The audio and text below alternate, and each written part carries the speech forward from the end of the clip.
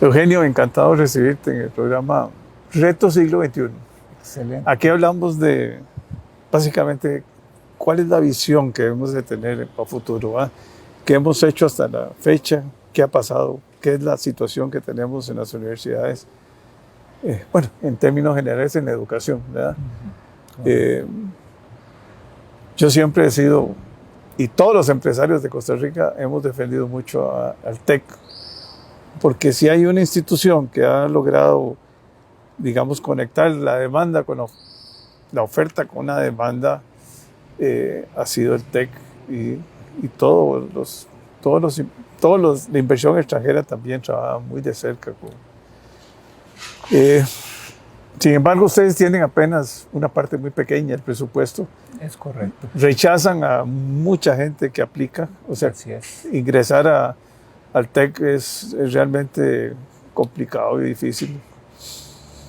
Y también exige una gran capacitación, ¿verdad? Venir muy bien. Eso de uno le preocupa porque no deja de ser un poco, siendo digamos, los colegios privados tienen un nivel académico superior por tal vez sus condiciones socioeconómicas, ¿verdad? Y son los que están tomando cierto cupo, aunque ahora hicieron ustedes ahí una mezcla interesante. Me preocupa por qué no ha cambiado la estructura del FES, ¿verdad? Ahora estábamos sacando números, que es la Universidad de Costa Rica, aunque yo soy ex Universidad de Costa Rica, tiene casi el 57, pero más de la mitad del presupuesto. El presupuesto son 500.000 millones aproximadamente, ¿verdad? Y el 34% lo tiene la Universidad Nacional, 24. el 11% ustedes y luego tiene el 7% la UNED. La Universidad Técnica lo que tiene es un presupuesto de 37.000 millones, pero yo creo que hay que replantear la educación superior.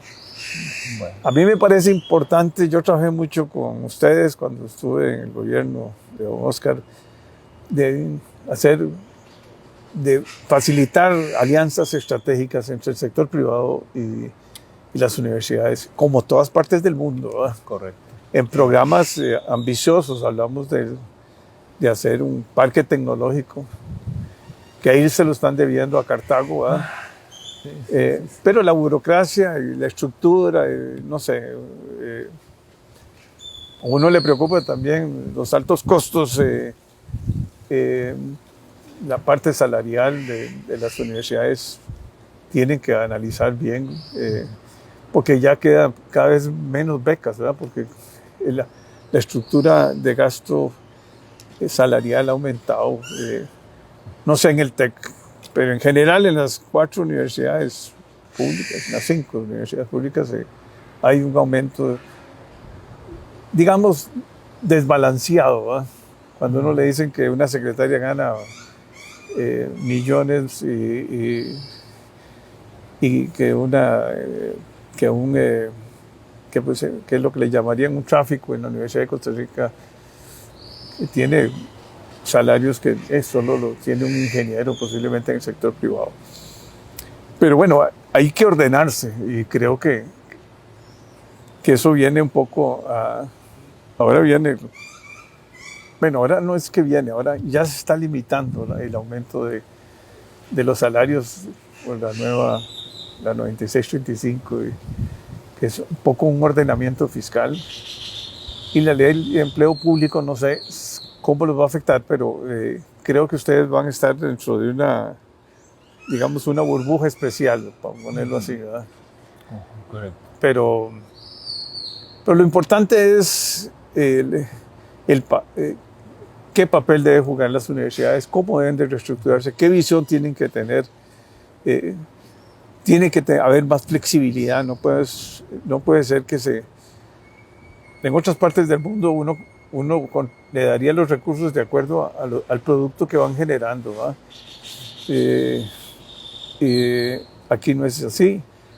Las carreras relativamente son muy largas, ¿verdad? O duran mucho los estudiantes dentro de las universidades públicas, ¿verdad? En promedio, ¿verdad? En Europa es impresionante, en 3 años sacan un bachillerato y después van a una maestría, ¿verdad? Aquí son, bueno, yo lo digo por mi experiencia, en ingeniería química eran 5 años, ¿verdad? Ciencias y letras. Y bueno, yo creo que hay que cambiar muchas cosas. Ahora, ¿cuánto estarán dispuestos las autoridades a hacer esos cambios? ¿De quién depende? Y hablemos un poco de la parte digamos, del gobierno total de la que administra el FES, ¿verdad? Correcto. Bueno, en primer lugar, Jorge, muchísimas gracias por la invitación que me extiendes de participar en tu programa Retos del Siglo XXI, un buen nombre para un programa que busca escudriñar los grandes temas nacionales y encontrar soluciones o alternativas de solución, que siempre habrá muchas y de distintas ópticas. Y el tema de la educación superior es un tema vital, porque la educación como una herramienta, entre muchas otras, pero más que otras, de transformación social, es vital. No es posible ningún cambio social si no se produce un cambio educativo. Y dentro de lo que es la educación superior cumple también un papel preponderante en todo lo que es la búsqueda permanente del desarrollo nacional, del mejoramiento de la calidad de vida de la población, de la reducción de la pobreza, de la desigualdad, de la reducción de la brecha digital, de la reducción de la huella ambiental, de buscar potenciar la participación ciudadana, los derechos humanos, en fin, todo lo que permite el desarrollo humano sostenible de un país. Y las universidades en Costa Rica, pues hemos tenido desde la antigua Santo Tomás de Aquino, primero, que luego se cierra para dar paso a la gran reforma educativa del siglo XIX en Costa Rica, y se vuelve a abrir hasta la década de los 40 con la creación de la Universidad de Costa Rica, que esto es uno de los elementos que explican también por qué el Fondo Especial para la Educación Superior, FES, es tan asimétrico. Ese es uno de los grandes elementos que se porque nace con la UCR. Claro, porque en Costa Rica solo había una única universidad en el país durante casi 30 años. La Universidad de Costa Rica recibió toda la inversión país, la concentró en una sola universidad, en sus manos, y era la que desarrollaba la docencia, la investigación y la extensión en Costa Rica. Entonces, claro, 30 años después se crean las otras universidades. Entonces eso hizo que durante 30 años la asignación presupuestaria de la Universidad de Costa Rica fuese muy cuantiosa. Y cuando se crean las otras universidades hermanas, el Tecnológico en 1971, que empieza funciones en el 73, y se le adicionan recursos, se le crean rentas propias a esta universidad. No se le quitan a la UCR, sino que lo que se hacen es sumarse rentas propias a la naciente universidad. Cosa similar ocurre con la creación de la Universidad Nacional en el 73. Se monta sobre la estructura de la Escuela Normal Superior, que hoy por hoy es la Facultad de Educación de la Universidad Nacional, y se le adicionan recursos también. Y en 1977 se crea la Universidad Estatal a Distancia, que es una universidad con características particulares porque no es una universidad presencial como la conocemos, sino que tiene una modalidad distinta que se asemeja mucho a la que estamos adentrando en casi todas las otras universidades de semipresenciales también, o uso de tecnologías virtuales. Entonces, esas diferencias que han habido presupuestarias han significado también grandes reformas constitucionales. En Costa Rica las universidades estatales, usted recordará, en la década de los 80 siempre estábamos en marchas todos los años por demandas presupuestarias. Hubo que hacer una reforma constitucional donde se garantiza en la reforma del artículo 85 el 1,70 y pico del PIB, ¿verdad? ¿No? Sí, la creación del Fondo Especial para la Educación Superior. En ese momento, el máximo que habíamos alcanzado las universidades era el 1.1% del PIB. Ahora está en 1,70 casi. Ahora con 60. Con la creación, ahora como el PIB decayó y el presupuesto universitario no se disminuye por el mismo convenio que hay y por el mismo mandato constitucional de que las rentas de las universidades no pueden ser ni abolidas ni disminuidas, si no se crean otras que sean iguales.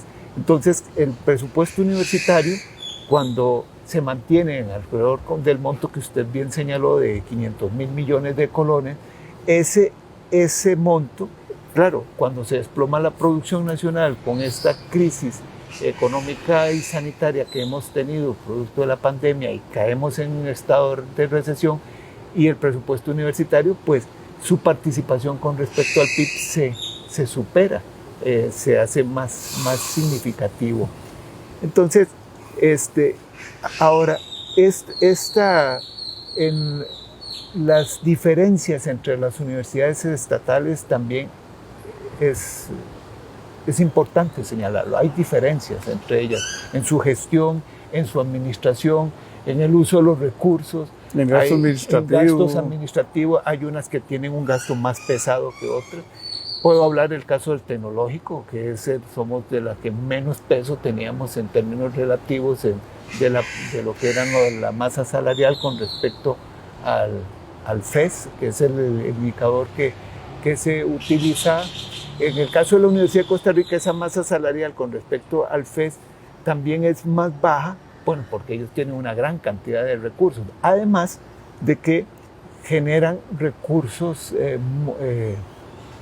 propios a través de las fundaciones, que ese es otro elemento que se incorporó en la década de los 80, de que se rompió un mito de que las universidades no podíamos vender servicios. Eso era un mito que había muy regado y que inhibía el desarrollo de las universidades. Y recuerdo las polémicas que se generaron incluso en el propio tecnológico cuando nosotros creamos la Fundación Tecnológica, que para muchos colegas eso era privatizar, era desvirtuar la academia, y nada más lejos de la realidad. Eso era sencillamente un instrumento que ayudaba, por una parte, a gerenciar mejor los recursos que se generaban por la venta de servicios, e incluso algunos otros recursos, por ejemplo en el caso del tecnológico, todo lo que son los técnicos, los diplomados,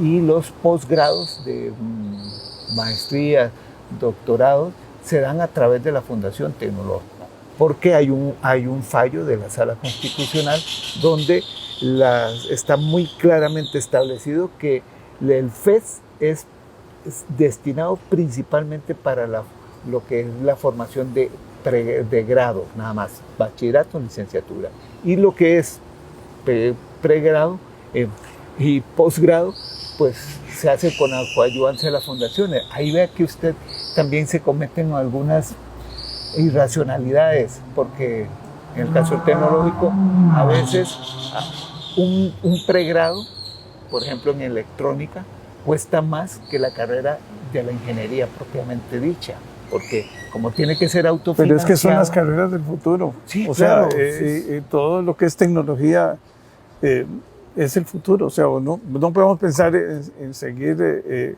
invirtiendo recursos en, no sé, son importantes las letras, pero las ciencias es el futuro. Sí. Y la demanda del sector, digamos, empresarial, el que está empujando la economía, y esa es una economía totalmente diferente a la economía con que se dibujaron, digamos, las universidades, ¿verdad? Sí, sin duda alguna, la matriz académica entre los países desarrollados, si la compara uno con los países subdesarrollados o en vías de desarrollo, o como se le quiera llamar de manera eufemística a los países pobres, es inversa. La matriz educativa de ellos se centra fundamentalmente en educación técnica, científica y tecnológica. Y la académica es menor, el peso es menor. En la matriz nuestra es inversa, nosotros tenemos un mayor peso de la matriz académica en términos de la formación en ciencias sociales, Y humanidades. eso se ve en los billetes. Sí, y Los efectivamente. billetes no están. Pero Y esa es una tendencia que hoy lo sabemos. ¿Cuál es el reto ahora para muchas de las carreras? Meter el componente científico y tecnológico. Había una gran resistencia en muchas carreras históricas, tradicionales, que como usted bien señala, son importantes, pero que siempre el componente tecnológico se requiere que sea mayor. Y eso implica modificaciones curriculares e inversiones también en que, laboratorios. Yo fui a... Pero lo importante me parece a mí, Aurelio, es... no sé en Conares si hay discusiones o no hay discusiones. Sí, estos son temas siempre álgidos. Pero que no sean... lo importante es el país. Sí, claro. Un país, si hubiera una posición más firme y que no estuvieran tan blindados los presupuestos, posiblemente yo apostaría más por las necesidades porque el crecimiento de la parte de ciencia y tecnología, ese es el futuro. O sea, ¿qué hacemos nosotros cuando está graduando gente que no tiene oportunidades de trabajo? Eso es algo que no... Sí, estamos gastando plata donde no tenemos que gastar, o invirtiendo plata un país con escasos recursos donde no se está dando. Igual me parece a mí que las universidades tienen que estar inmersas en lo que es investigación, pero trabajando muy ligados al sector privado. No eso de que, bueno, estamos ahí en trabajos de sociología. No, es importante, pero no es... Se hablan de 2.000 investigaciones, bueno, pero ¿cuáles son las investigaciones realmente donde hay un enlace entre el sector privado, que es el que mide la importancia de cuando estás invirtiendo, y por qué no? O sea, es una sociedad donde participa la parte académica de una universidad, así es en Estados Unidos, en Europa, donde participa la universidad y el sector privado, entonces, y se reparten ahí el beneficio, ¿verdad? Correcto. Porque las patentes que han sacado las universidades públicas son ridículas, ¿verdad? Comparado con otros países, ¿verdad? Sí, es muy bajo. Sin duda alguna existe una gran brecha entre lo que son las demandas sociales y los productos universitarios todavía. Necesitamos todavía afinar más la oferta, no solamente de carreras, sino también los productos de la investigación, de la extensión, a las necesidades de los sectores socioproductivos y principalmente de los micro, pequeños y medianos productores nuestros, que es el gran contingente. De gran tamaño, es el 90%. De todo el parque empresarial nuestro, y que necesitamos apoyarlos decididamente. Entonces, allí yo creo que sí, las universidades podemos hacer más de lo que hemos estado haciendo.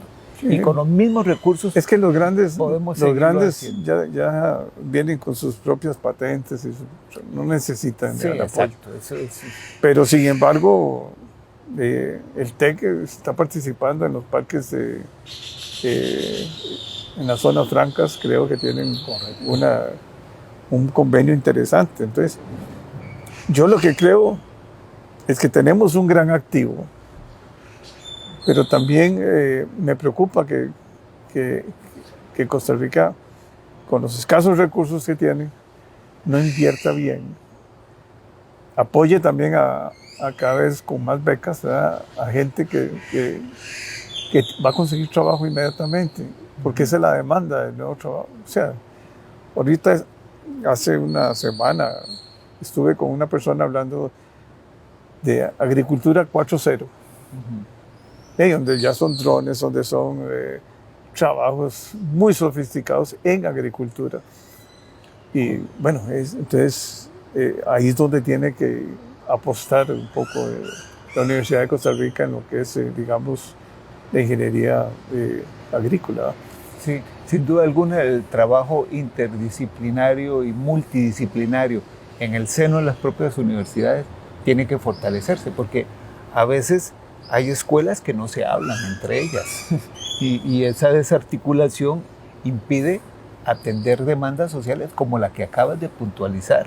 Entonces, en el caso del tecnológico hemos tenido proyectos muy interesantes de la Escuela de Ingeniería Electrónica, donde tenemos un experto en drones, que es, yo creo que de los poquitos que hay en el país, y creo que fue el primero que llegó a experto en drones ya, y se fabrican drones en la Escuela de Ingeniería Electrónica en el TEC, y se desarrollan ahora proyectos con la Escuela de Ingeniería Forestal, por ejemplo, para poder mapear todos los bosques y saber también cuál es el estado de situación de los bosques, de la zona, la humedad, el suelo, las variedades de los suelos, todo lo que se puede hacer. Y entonces hay que acercar más justamente a las universidades, a nuestros pequeños productores, y ahora sobre todo cuando la humanidad con esta crisis que se está generando, no solo de los contenedores, sino ahora con la guerra de Ucrania, nos estamos acercando definitivamente la productividad. Exacto, a las hambrunas que en el pasado acompañaron dolorosamente a la humanidad. Hoy el fantasma vuelve a asolar porque los insumos que se le tiene que dar a los productores están carísimos, están escaseando. Entonces necesitamos justamente las universidades acercar más todo ese desarrollo científico-tecnológico que han tenido, a ponerlo al servicio de estos productores con mayor fortaleza de lo que se está haciendo, para poder atender las demandas de la soberanía alimentaria y de la seguridad alimentaria, las dos. En el caso solo que mejoremos la productividad en donde somos competitivos. Porque no vamos a sembrar trigo ni maíz, sí, donde no podemos, donde no tenemos las condiciones de suelos, no tenemos ventajas comparativas. Ni comparativas ni competitivas, ninguna de las dos. Sí, pero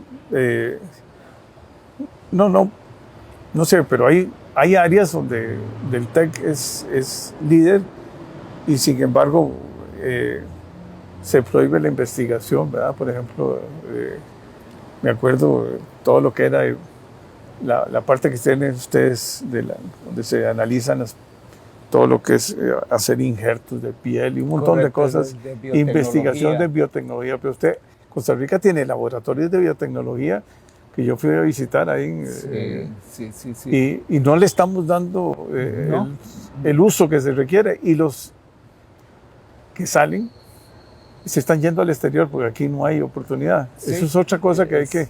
Ese es otro tema también. Porque el gobierno, no sé, limita aquí increíblemente Bueno, yo creo que vamos a tener otra oportunidad para conversar más. Nosotros, este tema es apasionante. Sí, sin duda. Gracias, Eugenio, y te invitaremos ahora, posterior a las elecciones, para ver también los resultados y analizar y conversar un poco con las nuevas autoridades de la importancia de hacer los cambios en la educación superior, en el sector pública, ¿verdad? Porque está el otro sector de educación privado, que es otro mundo. Es otro mundo y otra lógica y otra dinámica que se mantiene sin duda. Bueno, gracias, Eugenio. Bueno, Jorge, un gusto, y estoy a tu entera disposición para cuando quieras volver a invitarme, estaré con mucho gusto acompañándote. Gracias.